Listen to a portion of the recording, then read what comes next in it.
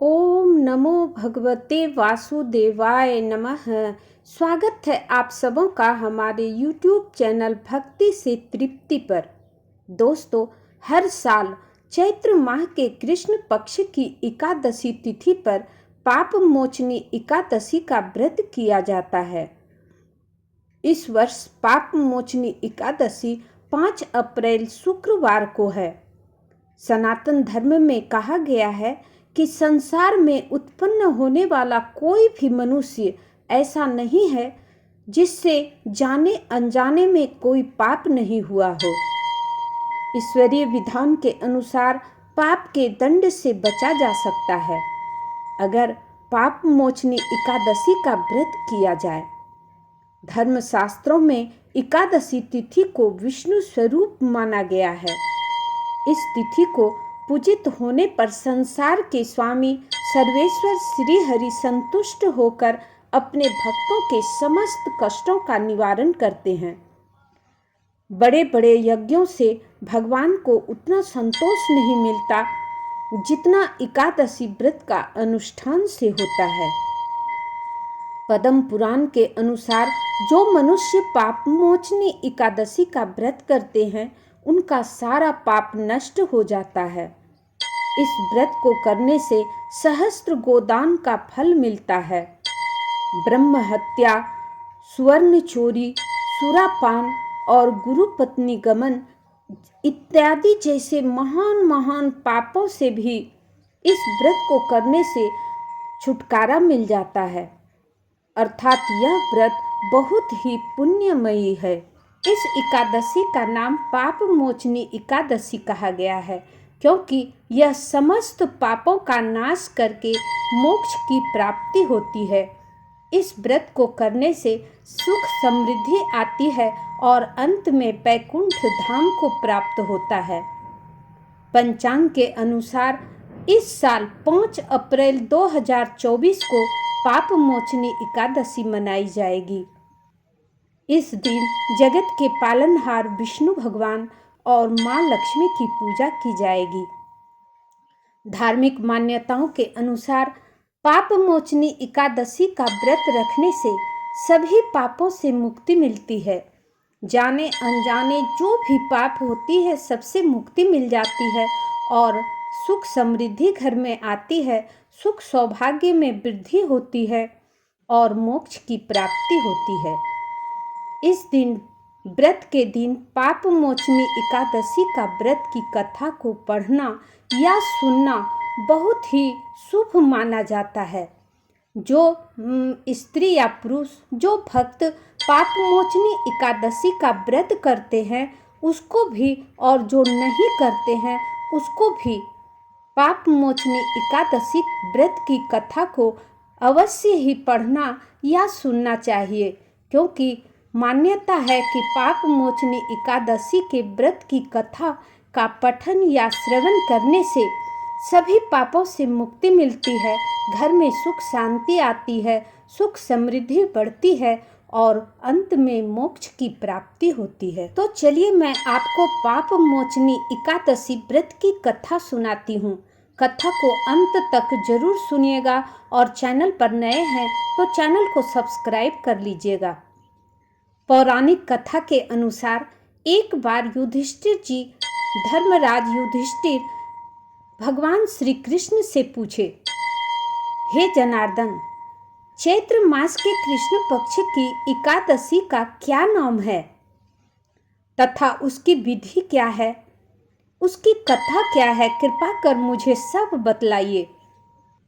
तब भगवान श्री कृष्ण जी बोले, हे राजन, चैत्र मास के कृष्ण पक्ष की एकादशी का नाम पाप मोचनी एकादशी है।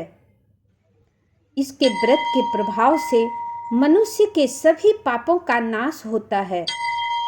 यह व्रतों में उत्तम व्रत है। इस पाप मोचनी एकादशी के महात्म्य के श्रवण एवं पठन से समस्त पाप नाश को प्राप्त हो जाते हैं। एक समय देवर्षि नारद जी ने जगत पिता ब्रह्मा जी से कहा, महाराज, आप मुझसे चैत्र मास के कृष्ण पक्ष की एकादशी का विधान कहिए। तब ब्रह्मा जी कहने लगे कि हे नारद, चैत्र मास के कृष्ण पक्ष की एकादशी पाप मोचनी एकादशी के रूप में मनाई जाती है। इस दिन भगवान विष्णु का पूजन किया जाता है और पाप मोचनी एकादशी व्रत की कथा सुनी जाती है या पढ़ी जाती है। तो मैं तुम्हें पाप मोचनी व्रत की कथा सुनाता हूँ, ध्यान पूर्वक सुनना। प्राचीन काल की बात है। चित्ररथ नामक एक बहुत ही रमणीक जंगल था, वन था, और उस जंगल में बहुत ही अत्यंत शोभायमान झरने, तालाब और बहुत से फल फूलों वाले वृक्ष शोभायमान होते थे। इसी वन में देवराज इंद्र, गंधर्व कन्याएं तथा देवी देवताएं स्वच्छंद विचरण करते थे, विहार करते थे। एक बार की बात है, मेधावी नामक ऋषि भी वहीं आकर तपस्या करने लगे। उनकी तपस्या से देवराज इंद्र भयभीत हो गए और उन्हें वहां पर विहार करने में भी आनंद नहीं आने लगे। तो उन्होंने, जो मेधावी नामक ऋषि था, उनकी तपस्या को भंग करने की सोची। वह अनेक प्रकार का उपाय किया। अंत में उसने एक अप्सरा जिसका नाम की मंजू घोषा था, उसको वह कामदेव ने मुनि की तपस्या को भंग करने के लिए भेजा। मेधावी युवा अवस्था था, मेधावी सुंदर और युवा अवस्था के थे। वे मुनि अप्सरा के आव भाव, नृत्य, गीत तथा कटाक्षों पर काम मोहित हो गए। रति क्रीड़ा करते हुए वह अपनी तपस्या को भूल गए और इस तरह से उनका 57 वर्ष व्यतीत हो गया। एक दिन मंजू घोषा ने देवलोक जाने की आज्ञा मांगी। उसके द्वारा आज्ञा मांगने पर मुनि को भान आया और उन्हें आत्मज्ञान हुआ कि मुझे रसातल में पहुंचाने का एकमात्र कारण अप्सरा मंजू घोषा ही है। इसलिए वह क्रोधित होकर मंजू घोषा को पिशाचनी होने का श्राप दे दिया। श्राप सुनकर मंजू घोषा ने कांपते हुए ऋषि से मुक्ति का उपाय पूछा। तब मेधावी मुनि ऋषि ने पाप मोचनी एकादशी का व्रत रखने को कहा और कहा कि यही एक उपाय है जिसके करने से तुमको इस पाप से मुक्ति मिलेगी। और अप्सरा को मुक्ति का उपाय बताकर वह पिता च्यवन के आश्रम में चले गए और वहां जाकर अपने पिता को सारी बात बताई। पुत्र के मुख से श्राप देने की बात सुनकर च्यवन ऋषि ने पुत्र की घोर निंदा की और उन्हें भी पाप मोचनी चैत्र कृष्ण एकादशी का व्रत करने की आज्ञा दी।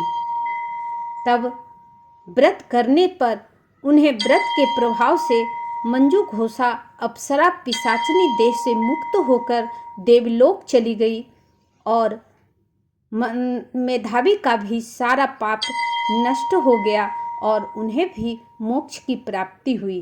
अतः हे नारद, जो कोई मनुष्य विधि पूर्वक इस व्रत को करेगा उसके सारे पापों की मुक्ति होना निश्चित है। और जो कोई इस व्रत के महात्म्य को पढ़ता और सुनता है उसे सारे कष्टों से मुक्ति मिल जाती है। तो प्रेम से बोलिए ओम नमो भगवते वासुदेवाय नमः।